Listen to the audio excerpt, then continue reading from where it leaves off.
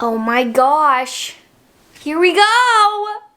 This is crazy, you guys. This is crazy. I feel a little overstimulated, I'm not gonna lie. The whole video aspect of this, like, you feel as if it's gonna be fine, and then it starts and you're like, this is a whole nother level of awareness of myself. Like, podcasting is so fun because literally I post up here and I never care to think about how I look or what I look like when I talk or anything. And now I see myself and I'm hearing myself and there's like 20 things going on and I'm pregnant. So my brain is also just not there in general. So we're going to see how this goes. This is take number 3 because it's just been going, okay? It's just been going. So we're going to try this again.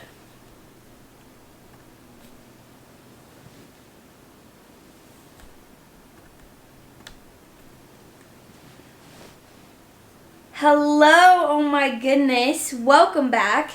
Welcome to the Testimony Podcast. And if you're an OG, you know that I took the last month off of podcasting because I just needed a reset. Okay, I needed a reset. I was burning out a little bit. And if you haven't heard yet, you're hearing it now, but I am actually pregnant, which is so fun. Can't wait to get into all the things on this episode. All that to say, for weeks, I was pretending like I wasn't pregnant, and it was hard, okay? It was hard to podcast and not tell you guys about life and what was going on, and honestly, I just needed to step back and get my bearings after the first trimester especially. So I did get to take the month to kind of just pray and reset, and that was really good for me. And so I'm back, which is so fun. And also, new announcement. So much is going on. I have so much to update you guys about. It's crazy. Another announcement is that I'm actually doing YouTube now alongside the podcast. So on Wednesdays, the podcast will drop on YouTube. And then on Fridays, ideally, it will drop on Spotify and Apple. And I'm laughing to myself because we're just going to hope for the best, okay? I'm going for 3 podcasts a month, and that's my goal, and we're going to hope for that. But this whole situation with video now and everything, we're just going to see it, okay? We're just going to see. But the Lord's been telling me to do video for quite some time, and I just haven't done it because it is a whole other layer. And I'm just going to tell you guys now, like, it is not ritzy. It's not fancy. I'm not going to be doing all the fancy editing. We're just here, and we're just chatting like I would chat on a normal podcast, except now you can see me in my bed talking. Which, whatever. We're going to go for it. And I'm just going to get over the fact that I am embarrassed when I've videoed a little bit. Anyway. So I'm 29 weeks pregnant. And I feel like I need to give a backstory because I don't even really know if on the podcast I've talked about wanting to be pregnant or fertility or my fertility journey, honestly, at all. And so a little bit of a backstory is that Sam and I had been trying to get pregnant for a little over a year. And the whole situation with it was that we were just in a place where we didn't really know. In the sense that, like, we were never told that, oh my gosh, you're going to have a great time getting pregnant. We were always told that it was going to be a hard road for us for pregnancy. I was told that I wouldn't get pregnant. I was told that if I did get pregnant, I wouldn't be able to sustain a baby. I was told that I had endometriosis. I was told all of these things. And so I even had prophetic words from people that was like, you know, anything you have with trying to have a child or childbearing, any difficulty, like there was always talk of difficulty, so we were kind of anticipating like, okay, this isn't maybe going to be the easiest journey ever. But, in the prophetic lens, people would say, like, even with the difficulty, like, God is going to be faithful and he's going to remove it, and essentially, like, you're going to have a baby kind of a thing. And so for the last, over a year, we were trying to get pregnant and just had a lot of, ups and downs with that, in the sense that, like, we just had these words spoken over us in the back of our heads, and then we also had this thing, or at least I had this thing, where I was like, you know what? God can do anything. God is the God of the impossible, and it's not a matter of if, it's a matter of when. And I just believe that God can do it. I believe that God's able. And so, honestly, I don't know if I've ever had more faith in my life for something, which I almost find a little bit interesting, because it was just like, in my brain, I was so unwilling to believe that this wasn't something God could do, or that this wasn't something that God made my body to do. And I just remember there was a day where the Lord just had me go through scripture and find someone who he didn't put a baby in their womb. And I was like, Sarah's womb was filled. Mary's womb was filled. All of these people in the Bible who maybe even previously had barren wombs, their wombs were opened. And so I just kind of got this thing in me where, also at the church that I go to, I've seen so many women who have gone 2, 3, 5, 6, 7, 8 years trying to conceive, and then God put a baby in their womb. There's been so many stories of that at my church specifically. And so I feel like I grew up watching God put babies in wombs that other people thought was impossible. And so in my brain, I was just like, I'm no different. What God will do for one, God will do for another. And so I really just believe that. And faith is not something that is stagnant. Faith is not something where you just say, oh, I believe God, and that's that. Like, you contend in faith. And I feel like God really taught me that in this season. Like, Lyndon, having faith is not a passive thing. Having faith is active. You contend, you believe, you wake up every morning choosing to believe the truth that isn't even a reality yet. And I had to do that. And there were days where it was hard. There were days where I would question if this was for me. I would have that doubt kind of rise up.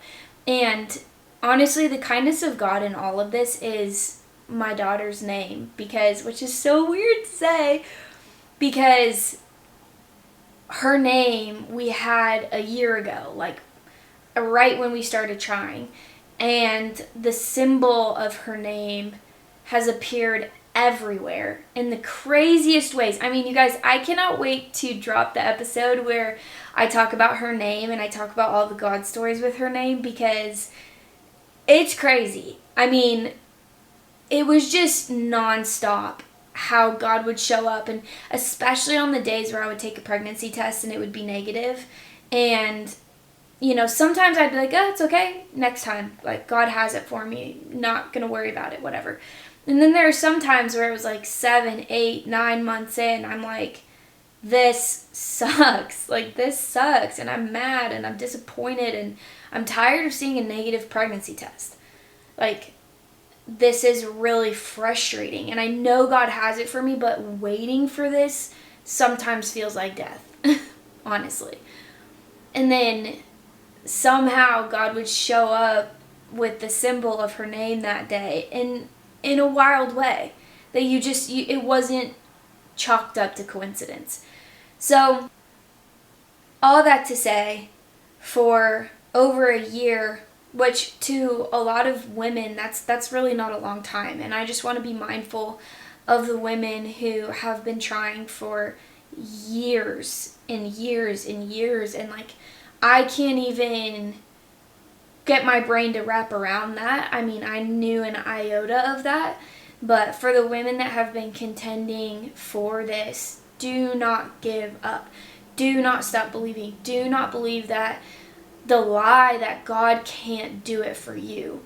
or that it's been too long, or that maybe he has something else for you. No, he has a promise to give you and to give your womb, and he can do the impossible. So if there's anybody who's listening that's been walking through this, I just want to say my heart goes out to you. And I know that sometimes it can be infuriating almost to hear someone say God puts babies in barren wombs, and God puts babies in wombs because that hasn't happened for you.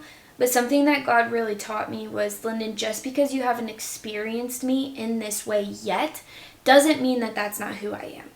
Just because someone hasn't experienced healing doesn't mean that God's not healer. Just because someone's not experiencing financial provision in a season in abundance doesn't mean that God's not provider.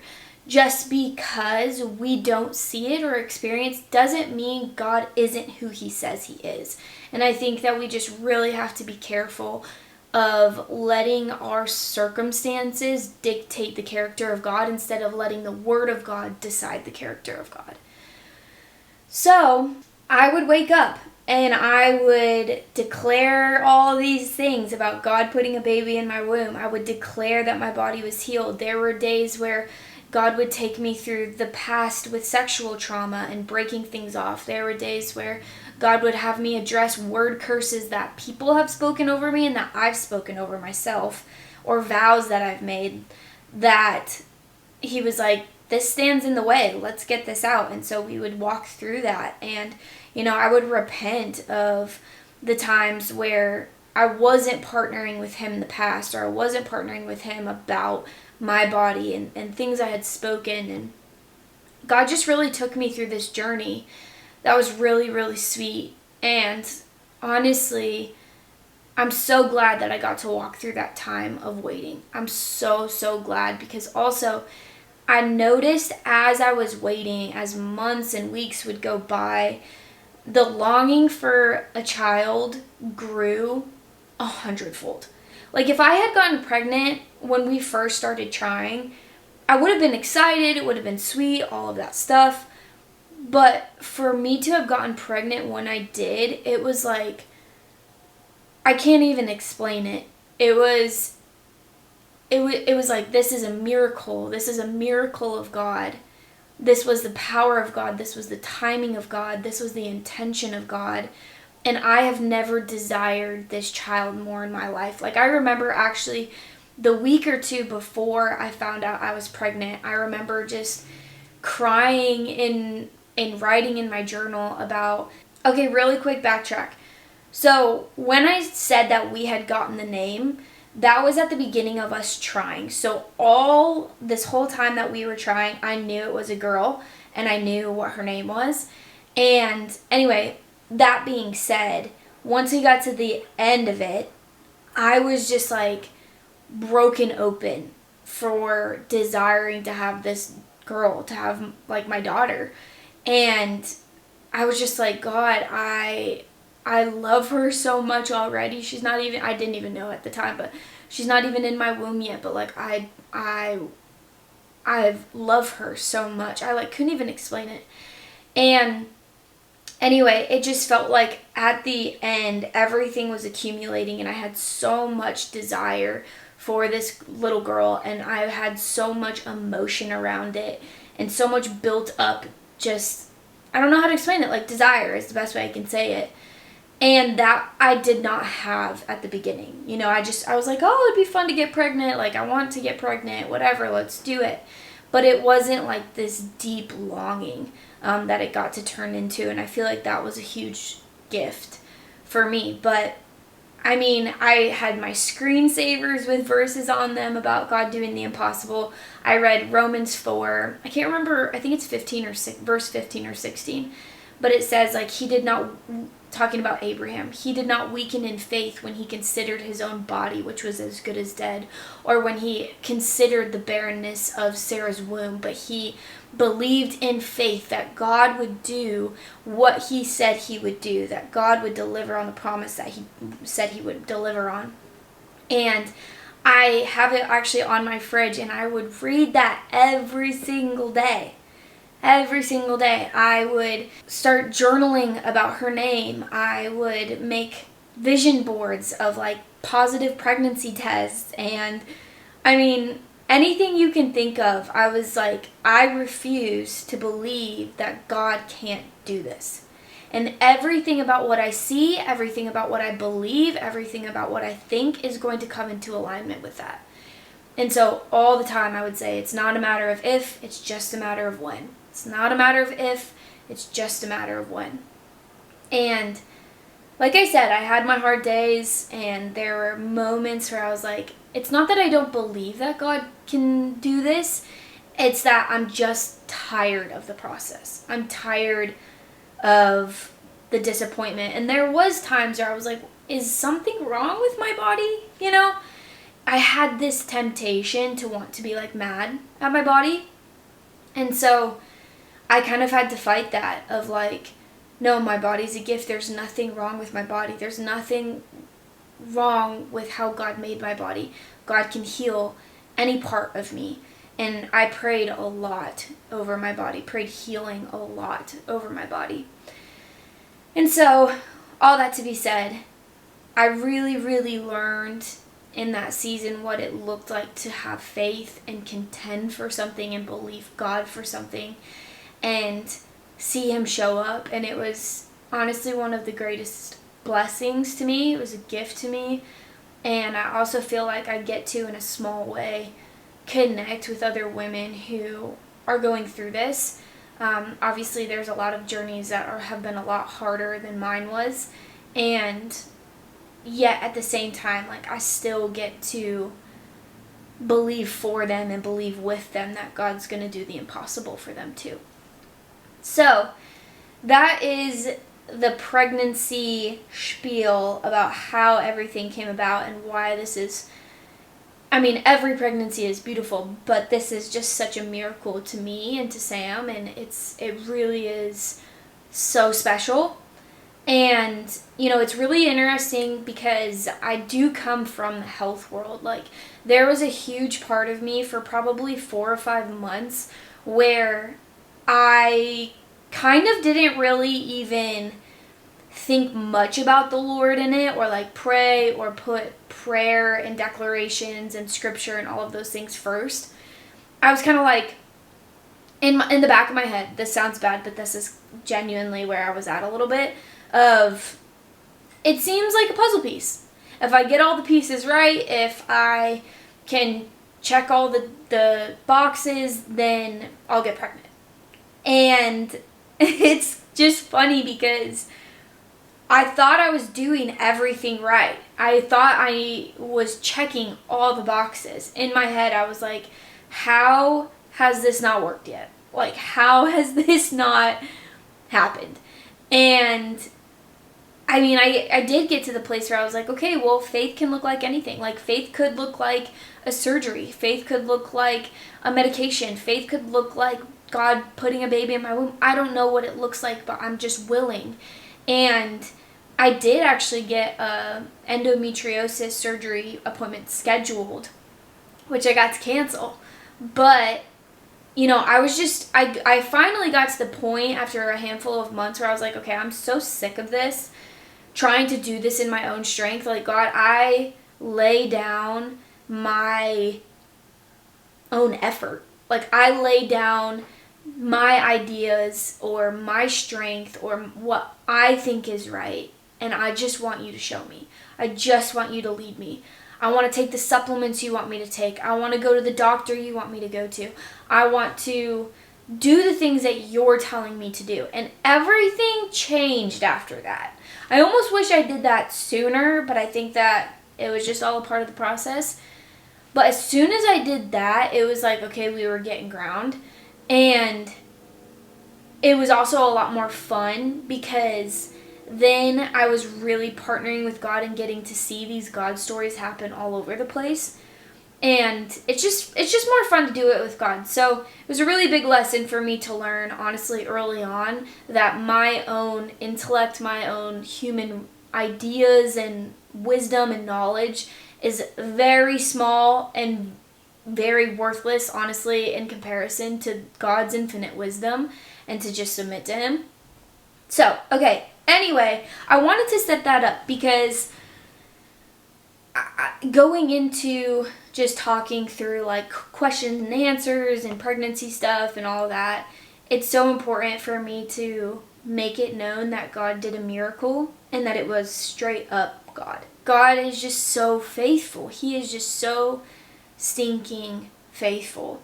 And so I have nothing more to tell you. If you take anything away from this episode, I really, really hope that you hear me say, go ask the Holy Spirit what to do. Go ask God what to do.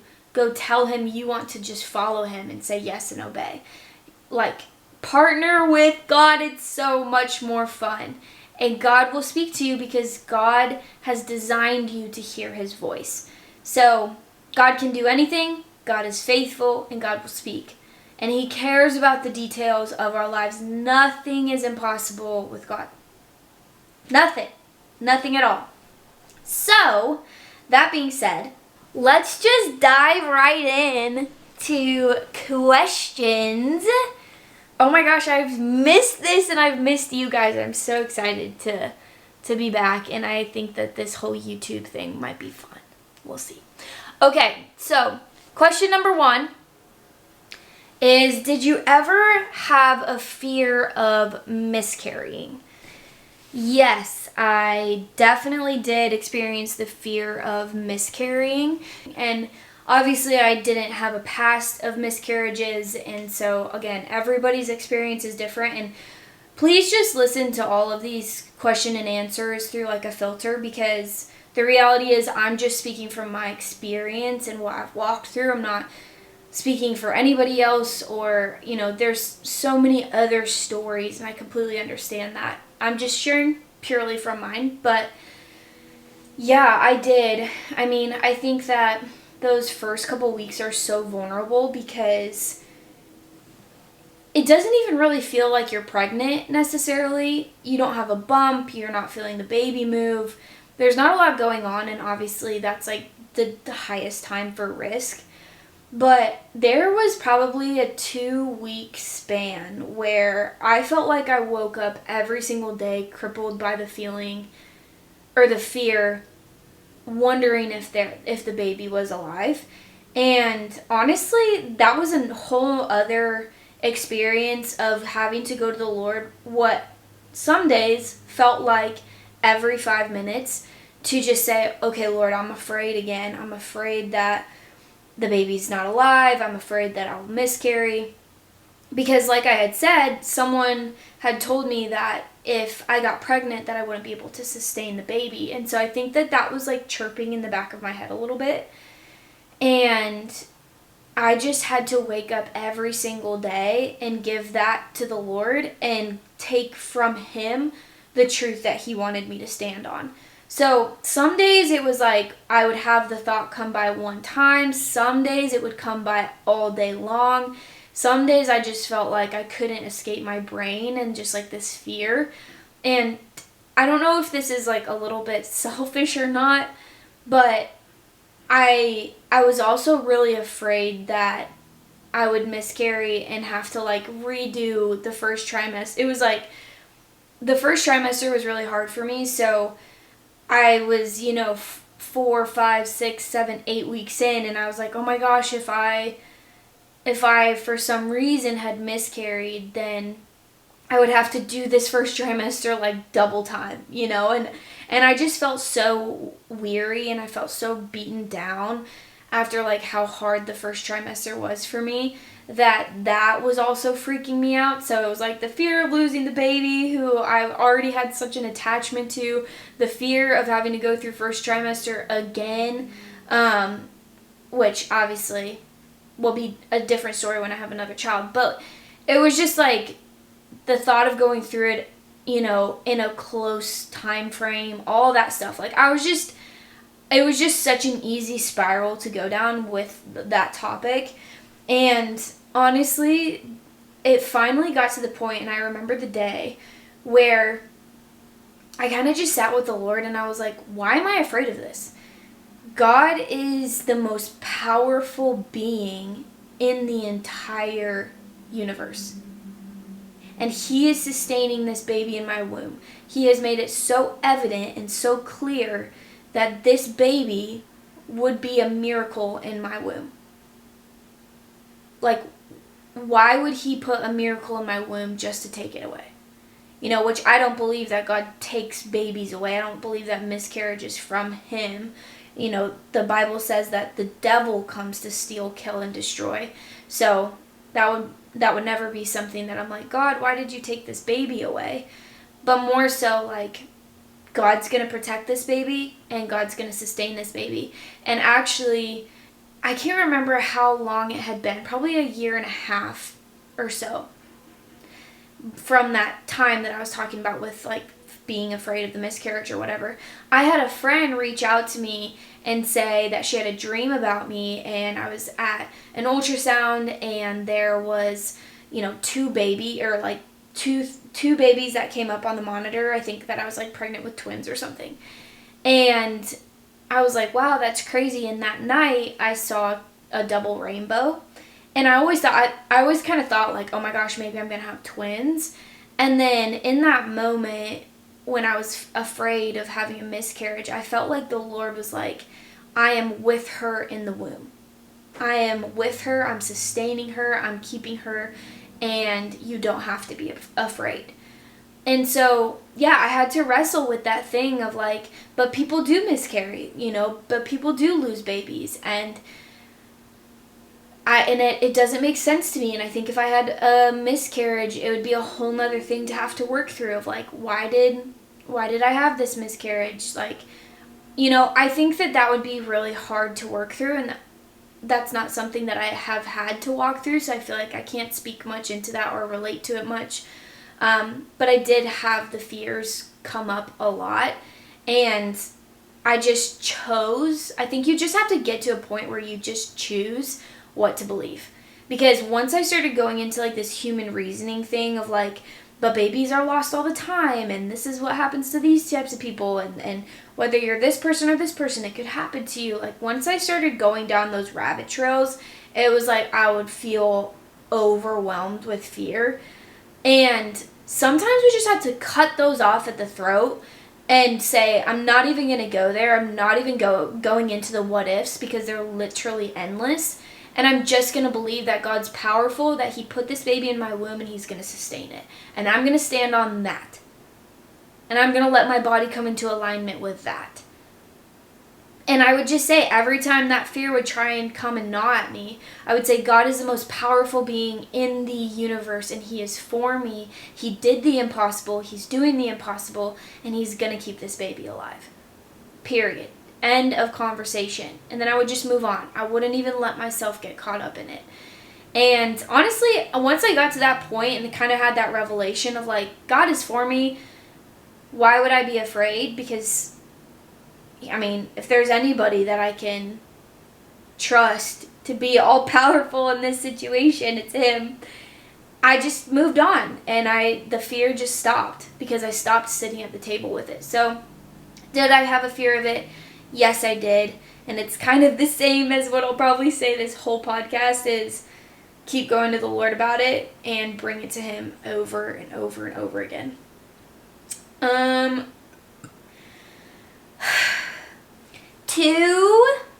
Okay. Were you struggling with body image at all throughout your pregnancy? Yes, I did struggle a lot with body image. I feel like I struggle with it a lot less now, actually, which has been really sweet. But early on, probably first trimester through a little bit of second, I really did struggle with body image. And, if you're new here, then this is all new. But if you're not new here, you've probably heard me talk about it before, just going through an eating disorder and having an eating disorder for a really long time. I think that the reality of that for me was that when I felt out of control, food was the way that I would control my circumstance or gain control back or feel more stable, even though it didn't necessarily work. That was just my coping mechanism. So I think going through first trimester, I did struggle a lot with body image in the sense that I felt like so much of what I was able to control before, I couldn't control anymore. I couldn't control how my body looked. I couldn't control my food at all. Honestly, I know that everyone's different, and it's like pretty 50-50 with my friends. Some of them have had great pregnancies, great first trimesters, never sick, whatever, 50%. The other 50% was like, it was really hard, and they were super sick, and they walked through a lot. And, yeah, some people have crazy pregnancies. Women are so strong. They're so strong, it's crazy to me. But anyway, all that to say, because first trimester for me, I was super sick, I just felt so shook up. Like, when you don't have a stability with your health and you just feel sick every single day, it's really disorienting and like destabilizing. And so I wanted to control food, but then at the same time, I was a little bit traumatized by food because I had to eat, and yet at the same time, food was making me sick. So it felt like this really toxic relationship because I was like, I know I need to, but I don't want to. It makes me feel gross, and also I feel out of control, and I can't eat in the way that I'm like even used to. And so, that played a huge role in it. And then I also had this weird subconscious fear that Sam, my husband, wouldn't like me pregnant, or that he would think that I wasn't attractive pregnant. And he's never in a million years given me any reason to believe that. If anything, it's more lies from the past and past relationships that I've been in where it was highly aesthetic based, and honestly, it was just all about the physical.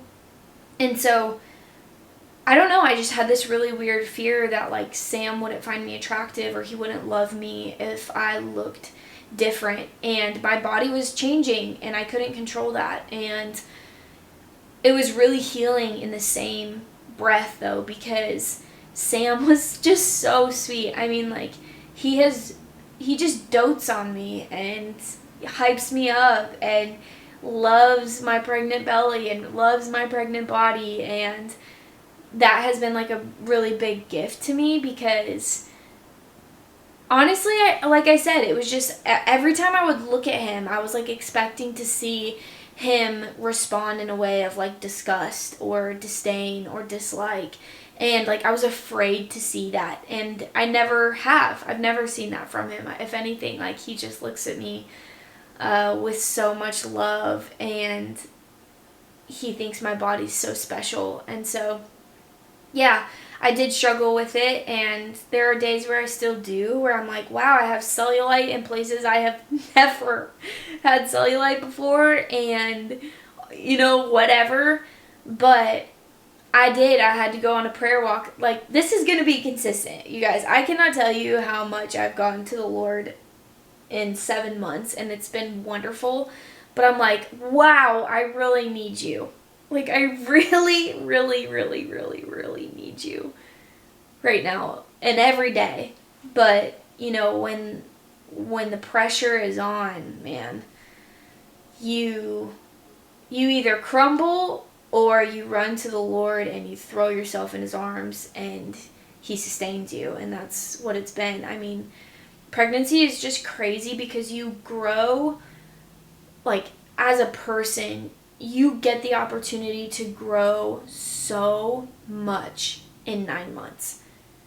And if you engage with it and if you really press in, it should transform you for the better. It will break you down. It will tear you apart. It will redo everything about and reorient everything about you. But at the same time, like, it is the best rebuilding experience, and it's the best, most beautiful transformation experience. And so anyway, yeah, I feel like as much as I have in some ways struggled with body image, and just feeling like, who is this? Whose body is this? Who am I? I've learned to be able to get to know myself again, and to get to know the curves that I didn't have before, and to get to know the belly that I didn't have before, and the belly button that I didn't have before. And like, I feel like I'm getting a reintroduction to myself. I don't know how to explain that, but I feel like at the beginning I was resisting it a lot, and I think that brought a lot of hardship, and it made me want to, do things that were toxic instead of like curiosity and just being able to be like, oh, I appreciate who you're becoming. And so now I feel like I'm in a place where I'm appreciating who I'm becoming, and that this is just a part of that. And like, yeah, I went on a walk and I was just asking the Lord to like speak over my body, and I was thinking about each body part, and I would hear what he had to say about that body part. And it was really, really beautiful, because we see our body parts as an aesthetic thing, and God sees our body parts as so much more, as like such a beautiful story of so many different things, and makes us who we are. And even if I were to get stretch marks during this pregnancy, it's like, that is such a gift that I get to bear the marks of a miracle of God, that I get to bear the marks of a story of what God did. And instead of looking at it like, oh, it's not attractive, or it's this, or it's that, it's like, we really get to choose how we have perspective over the things that we go through, and over pregnancy, and over every single moment of it. And I think that two things can exist at once. I think that it can be really hard, and it can be really difficult to have to lose control, and to have to give up your body, and to have to go through a ton of pressure and pain and discomfort. And then also, in the same hand, it be the most beautiful thing that you ever walk through in your life, and the thing that you're most grateful to God for, and the thing that you wouldn't trade in a million years. And I just think that, like, especially on social media, we don't give people the opportunity to experience both realities. And I think that we just need to learn how to be okay to sit in both camps that feel so opposite, and yet that's just a part of the human experience. It's just a part of it to not enjoy your first trimester if you're super sick and every day you wake up plagued by your own body.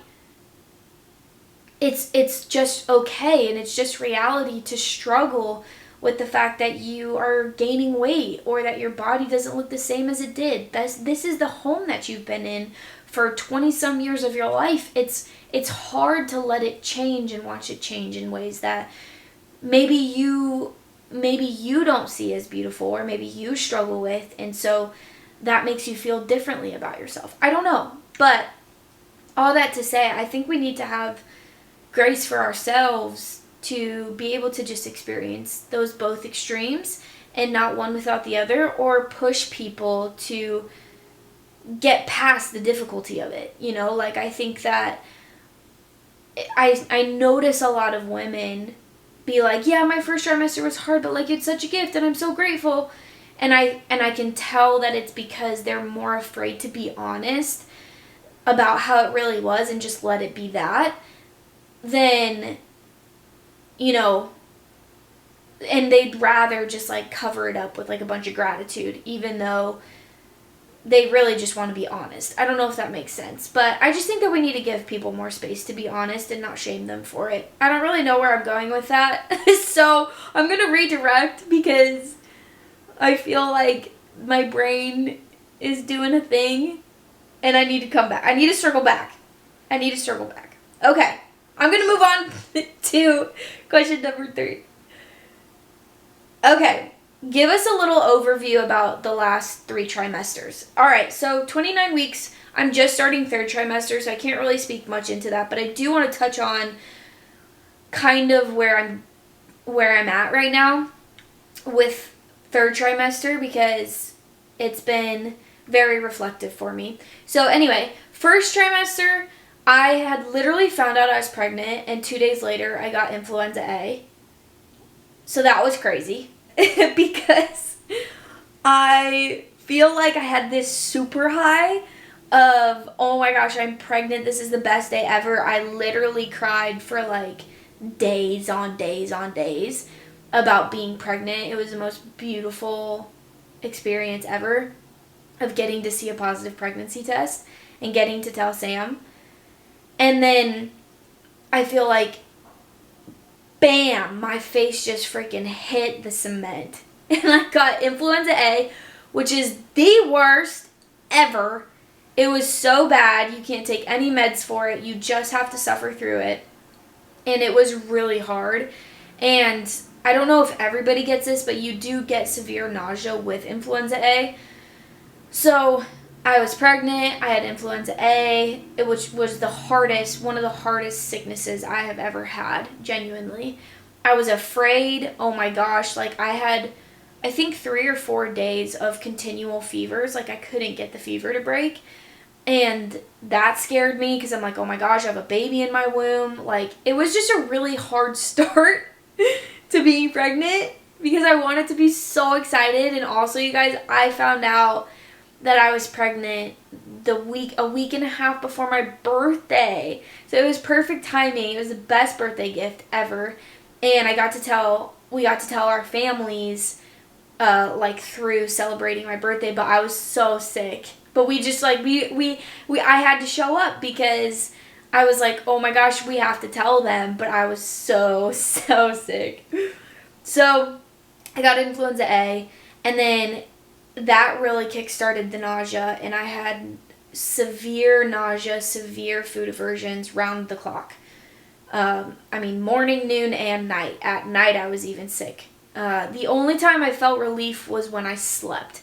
But if I woke up in the middle of the night, I would feel sick. I mean, it was really, really hard, and I was really trying to be strong about it, which I don't really like that phrase. Like, being strong is like not being affected or not crying. Like, that's such a silly cultural idea, and that's not true.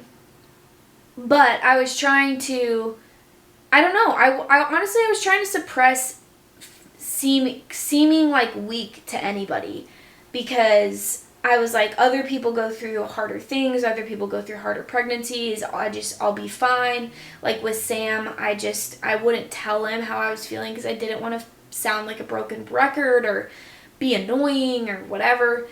And yeah, and then I would just have these days where I would just break down, and I was like, this is so hard. I have never felt such prolonged pressure. And Sam is literally my angel. Like, he is such a godsend.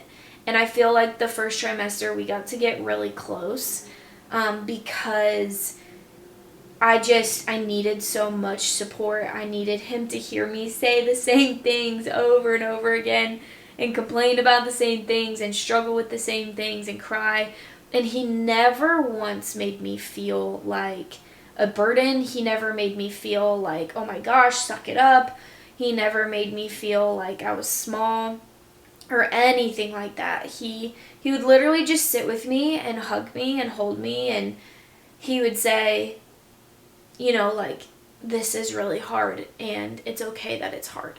Or he would say, like, I just want you to tell me that it's hard. I just want you to talk to me through this, because I'd way rather you talk to me than you just struggle alone. And I mean, what a godsend. What a literal perfect angel.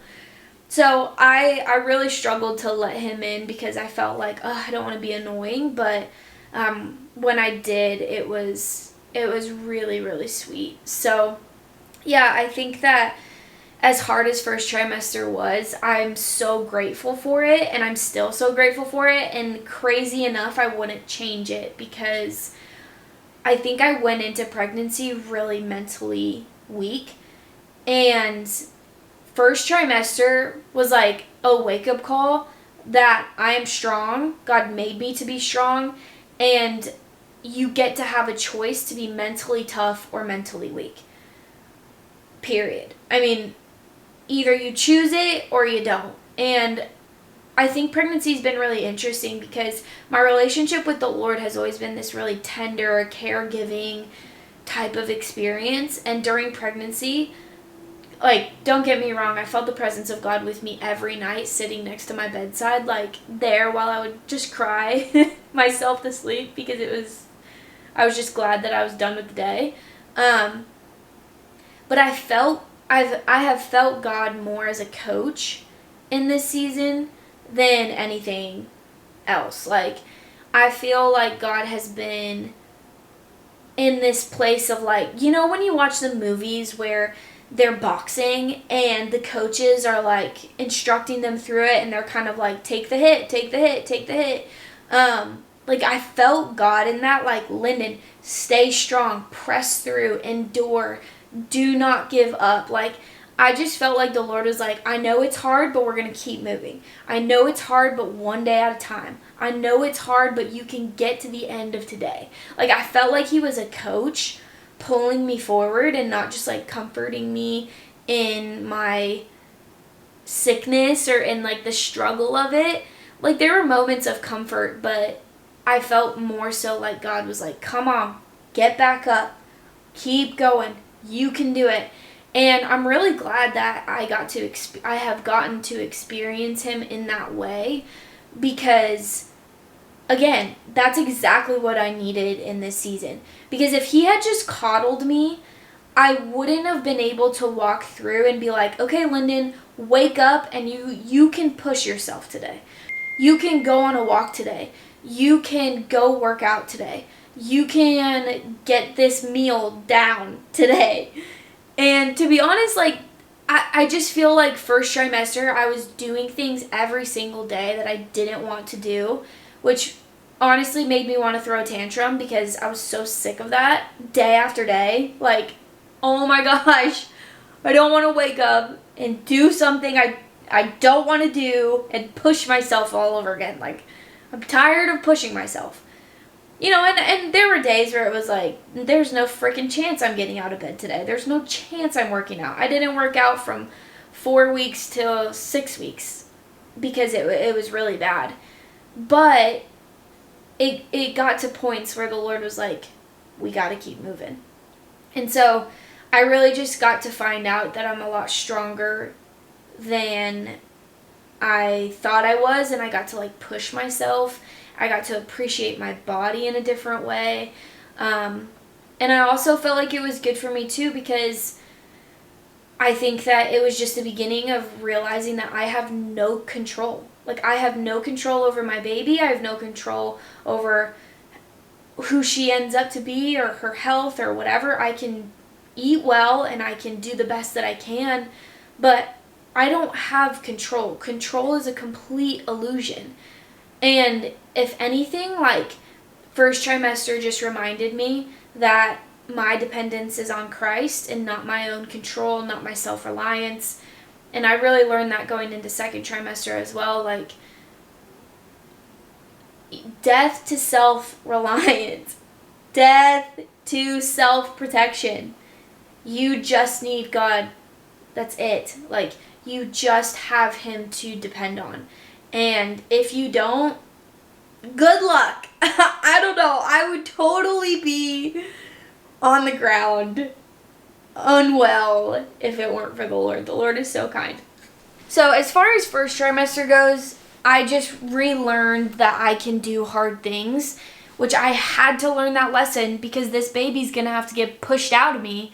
And if I didn't think that I could do hard things, that would be a really different experience. I learned that I have no control. I really, really learned how to take one day at a time. I feel like I got to learn how to listen to my body again because, again, like, eating disorder stuff really influences so many things. And I just had to let go of control.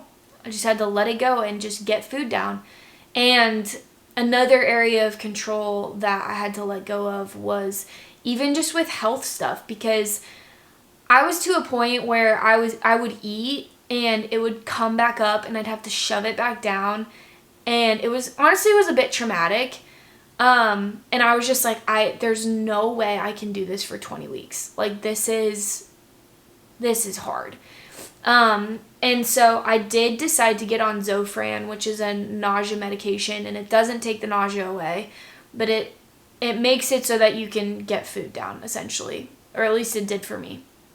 And, you know, I had a moment where I was like, should I feel bad about this? Should I just try and, you know, get through it? But I was like, you know what? No, God's bigger than this medication. God's bigger than whatever the effects of it could be. Every time I would take the medication, I would pray over it. I would pray over my body, pray over the baby. And I was like, you know what? If I stay in this place of holding on to so tightly what I think works, what I think is right, what I think is healthy, it will be the death of me. And I see that a lot in the functional health sphere of like, you can't have an epidural, you can't feed your kid formula, you can't do this, you can't do that, you blah, blah, blah, blah. And it's so fear and obsession and control driven that honestly, I think it's unhealthy, because then when things don't go to plan, which things just don't, that's just life, like, you end up crashing out over it. And I just wanted to be in a place where I was like, God is so much bigger than all of these things, and I just want my baby, I just want to do my best, and I want my baby to be alive, period. And that's it. Like, I'm going to do my best. I'm going to try and eat the best that I can. I'm going to try and take care of my body in the best way that I can. But if I needed to be on a nausea med, it is what it is. I just didn't want that to be something that I would crash out over, for lack of a better word, because we really realize what our idols are when they get tested, when there's an opportunity for them to be taken away. And if we fall out over a circumstance, if we have a really heightened emotional response, there's something there. And usually it's a cover-up for a fear that we really have about something, and that needs to be addressed. And God's going to free you from that. And sometimes God's kindness and God's freedom for you is having you walk into that thing so that you can see, so that He can show you that this is not what you serve, that He is the one that you serve, and He's a way better master than fear. He's a way better master than control. And so I really had to walk through letting go of control even in that, and just be like, you know what? I'm doing my best, and this isn't weakness, and God is bigger than this, and it's going to be okay. Like, yeah, it's going to be okay. So I will say something about the Zofran that I think is worth noting, because I really would like to do it next time around without Zofran. And I did learn a lot. Like, supplements really made me nauseous. I had no idea. Teas, herbal teas made me super nauseous. Had no idea. Even like high-fat meals made me super nauseous. Hydrogenated seed oils made me throw up every time. So there were things that I did end up learning that I was like, well, maybe that affected it. But the Zofran, it blocks serotonin in the gut. So it does cause depression for some, but for me it was like severe depression. And I think that was why I had such a struggle with my first trimester and why it was so dark for me, because the Zofran was seriously not good for my brain. I mean, I didn't even realize that was what was causing it until I went down to one a day. And so I would try and wait all morning, and then I would take it kind of in the afternoon or like the evening. And I would just probably within 30 minutes after be like super depressed, severely depressed. I wouldn't be able to pray. I wouldn't be able to think about God. Like, it was borderline spiritual. I mean, it was really interesting. So it probably was spiritual. It's always all the things, but yeah, it was just really strange, and I just really didn't like how it made me feel mentally. So anyway, that was just something to note. But yeah, going into second trimester, I think around week 23 or 24, the nausea for the most part went away. I would say that I have like really bad food aversion still. I mean, 2 o'clock hits and like I have no even slight desire to eat food, especially meat. So I still have some pretty intense like food aversions, but as far as second trimester has gone, for the most part, it's been wonderful.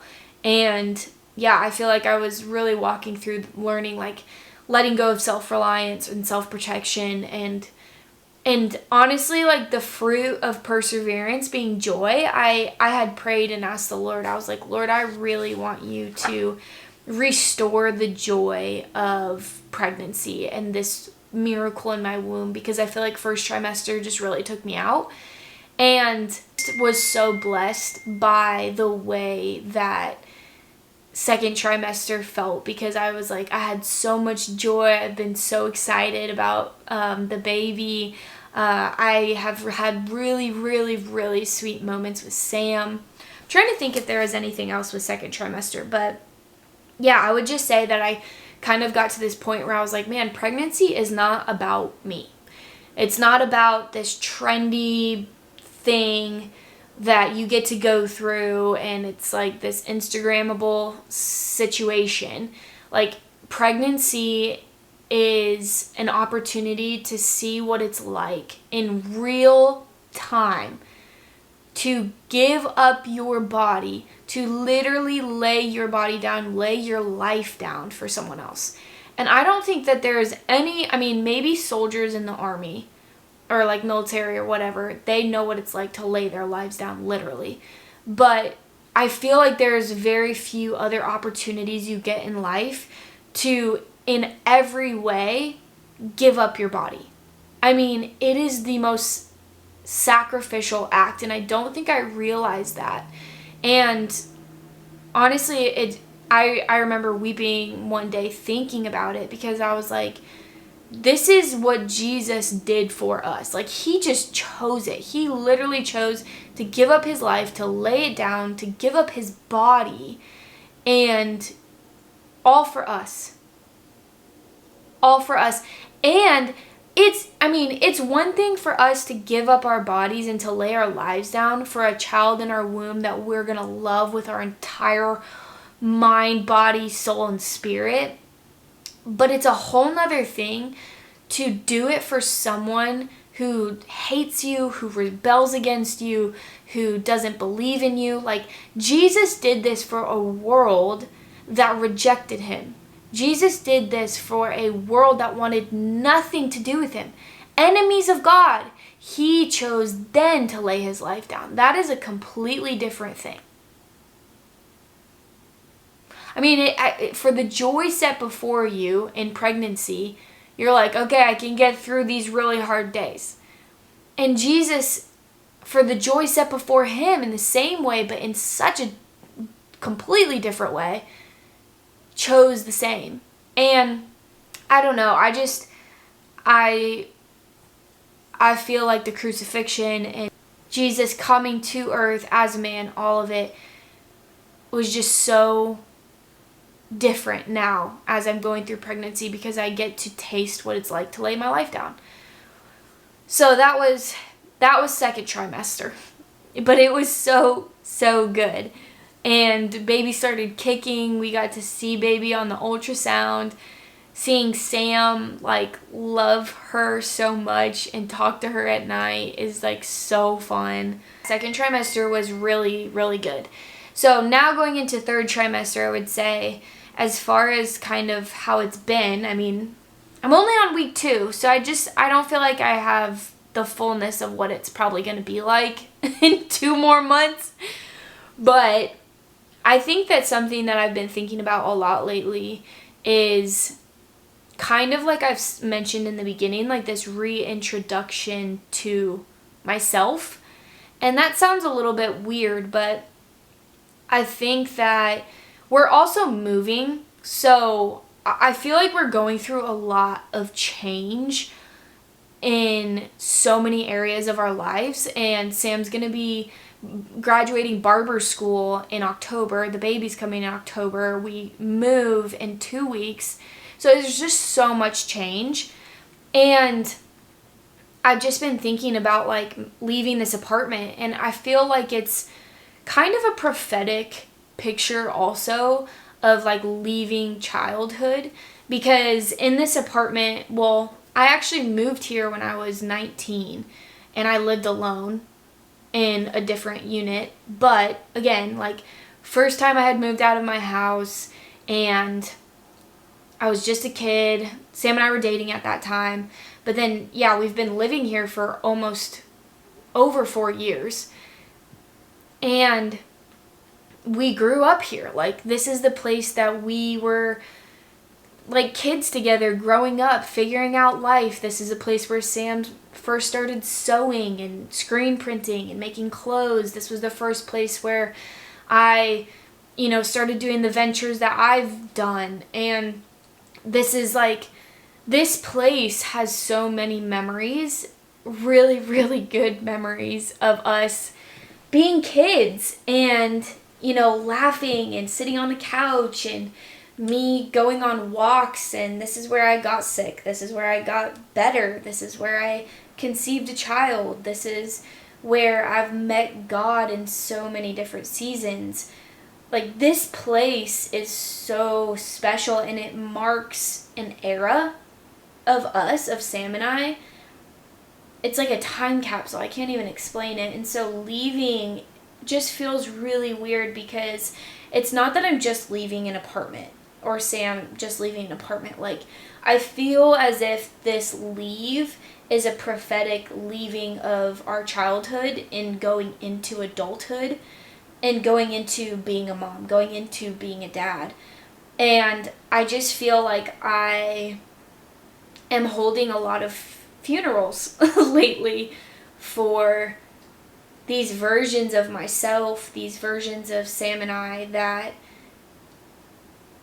don't really get to come into the next season with us. And that doesn't mean that it's bad. That doesn't mean that it's wrong. That doesn't mean that it's horrible or anything like that. It's just a reality. Like, me as I am right now, the Lyndon Hogan who doesn't have a child, who wasn't a mother, who was a kid with Sam, who was doing all these endeavors, like, she's changing, and her desires are changing, and her mind is changing. The things she thinks about, the things she enjoys, the things she prioritizes are changing. And that feels really weird, because part of me wants to like shove myself back into this box of who I was before, what I enjoyed before, what I pursued before, but I can't. Because I'm realizing like I'm not that girl anymore. I'm changing into someone else, but I don't know who she is yet. I really haven't met her.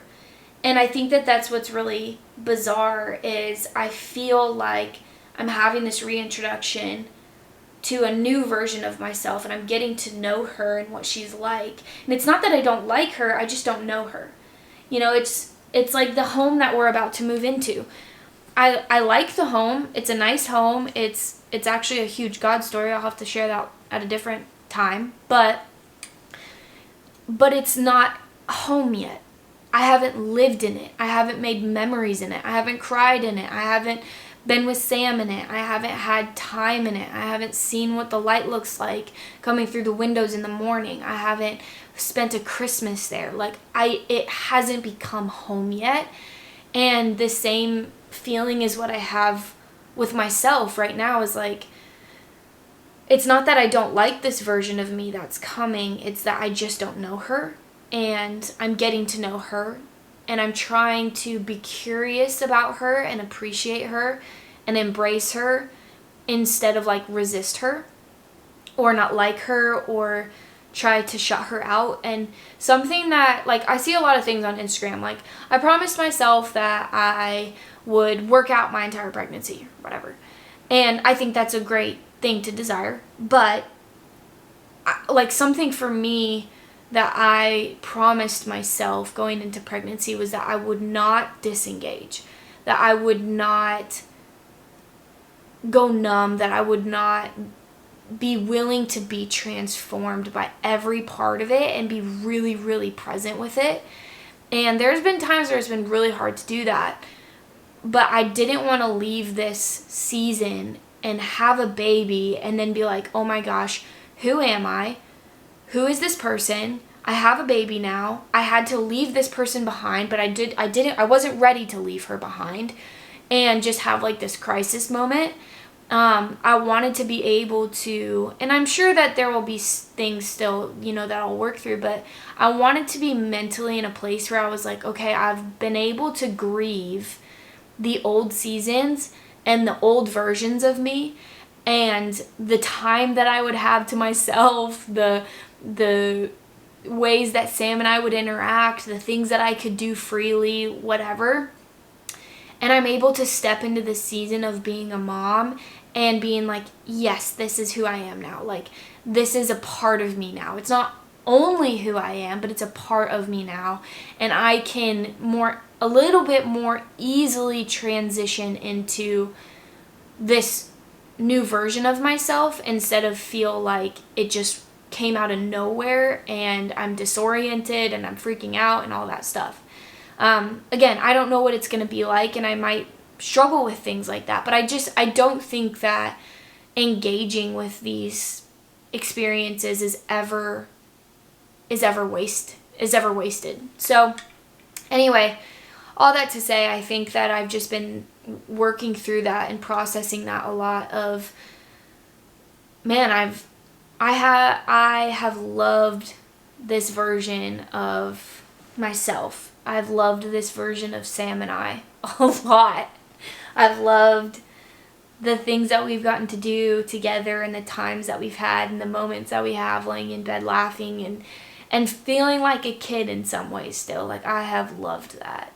And, just this morning I was crying looking back at pictures of us in this apartment throughout the years and just thinking about, man, we have spent so much time in this season, and it was really, really sweet.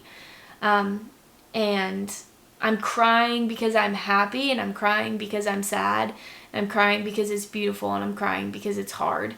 And there's like every part of me wants this baby, and I can't wait for her. But she does mark a whole new era, and I think it's going to be even better than the era before. But I would be lying if I said that it wasn't hard to leave. So I just think it's really important to hold these like mini funerals for different seasons and different versions of yourself throughout your life, because I think that they're worth celebrating. I think when we don't do that and when we miss out on doing that, then we don't honor the season for what it was and what it gave to us and how beautiful it really was.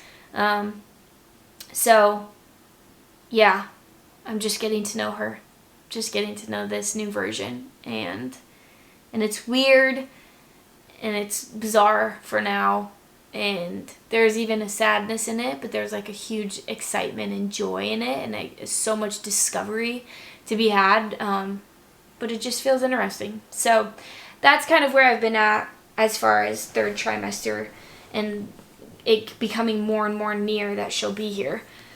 I don't know what number this is. 3, 4, maybe 5? I don't know. But do you have any cravings? I did have some cravings here and there. I mean, I craved like a Frosty and potato olays from Taco John's.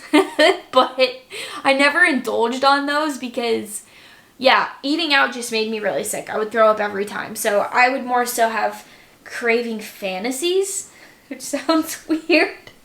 But did I enjoy them? Not necessarily. I just kind of had them in my brain. I mean, I've been killing the banana bread probably for like all of second trimester, and now I just eat so much banana bread. And yeah, I would have like weird hyperfixations for like seconds, but because I've had such food aversions, like the cravings just really aren't there. But banana bread has definitely been my best friend. And I've consumed an aggressive amount of banana bread. It could be worse, okay? It could be worse. Um, 5, do you have a birth plan? Yes and no. Yes, in the sense that I have a list of things that I would like, things that I would not like. But again, kind of similar to when I was talking about Zofran. I genuinely just want to have open hands. And, I want to talk to my midwife and make sure she can advocate for me, make sure Sam can advocate for me. I want to be able to minor in the minors and major in the majors. Like, if there's a situation where I need to have a C-section or I need to do this or I need to do that, okay. Like, it is what it is. I just don't want to be in a place where I idolize any part of the system, any part of functional health, any part of my own, like, I don't want to idolize it because, again, like, I just want to enjoy the experience and I don't want to leave being, like, upset that I had it go a way that I wasn't expecting. If I get to hold my baby girl living and breathing and walk out of the hospital, I'm happy. I think that is the best case scenario.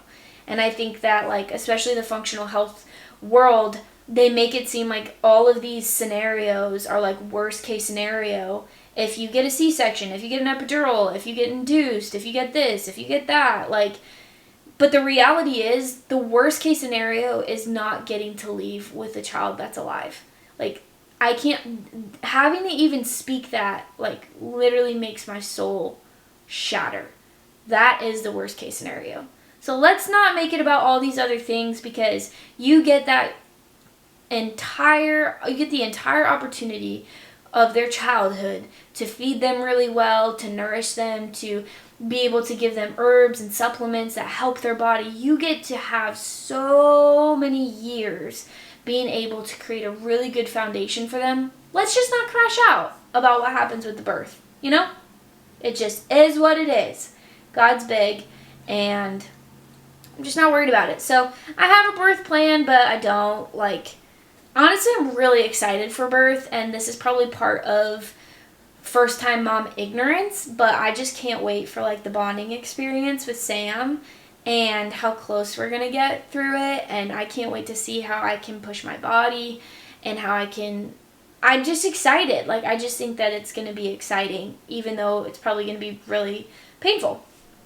6, I don't have 2 hands for this. 6, fave parts of pregnancy so far.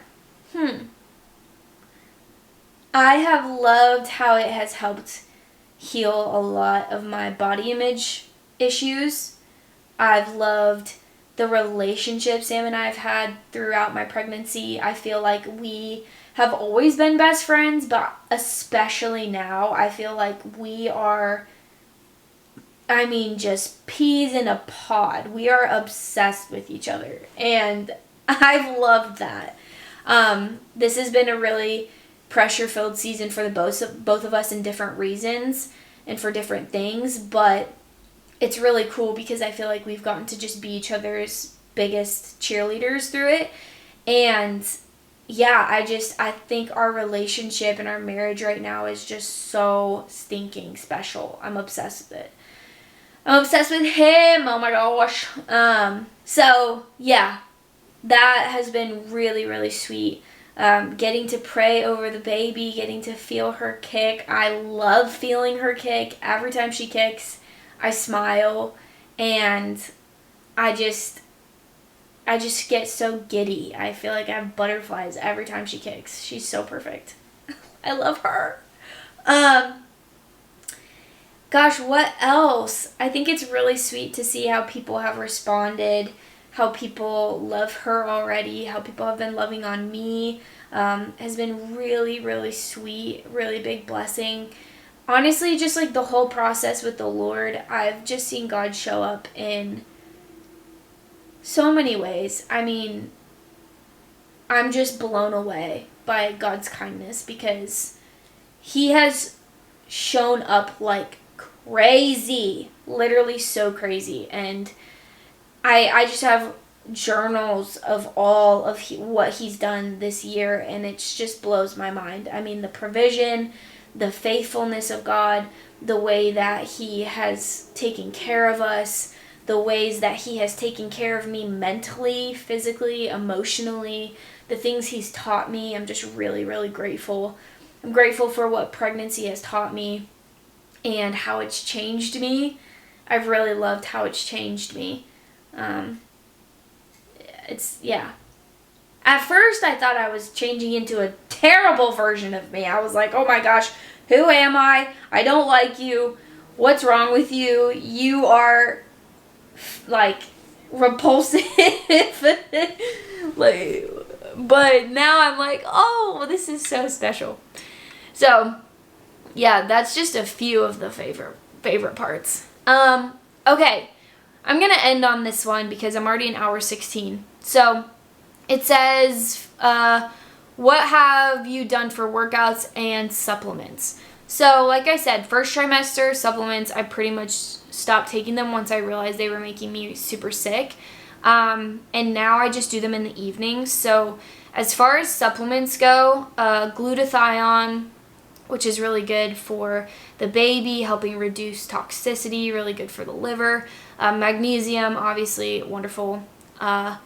I have been doing reishi all throughout my pregnancy. That has been a game changer. As always, I mean, what's new? So king coffee, spores, it's the only way I won't get sick. And that's why I got so sick, because I had gotten bronchitis 2 times and then the flu. And I think I got bronchitis, or the flu another time. I don't know, but I was sick every 2 weeks, I felt like. It was really bad. And it was because I had backed off the spore capsules, which are great for the immune system, because I just didn't know. And then, man, once I was on sickness number 3 or 4, I was like, I'm done with this. Give me the spores. The spore capsules, king coffee, and I've also been doing vitamin C because it's really good for, it's really good for a lot of things, but specifically the reason I was on it was because I wanted to help my skin stretch, and it's really good for collagen production. And I've also been on something called the Omega Spore Biotic because I did have to go on an antibiotic for like 3 days with 2 of the sicknesses I had because they turned into a sinus infection. So I just knew and I could feel that my gut really needed to be rehabbed.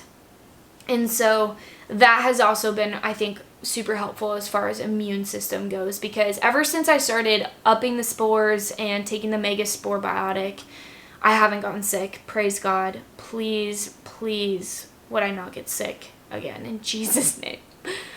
So that's been really helpful for me. And I think that's it. There are other supplements that I would like to take, but I just can't overdo it. Like, I've tried to do a prenatal, and I've tried to do it in the evenings, I tried to do it in the mornings, I tried to do it in the afternoons, and it's just like, anytime I take a prenatal, I feel sick.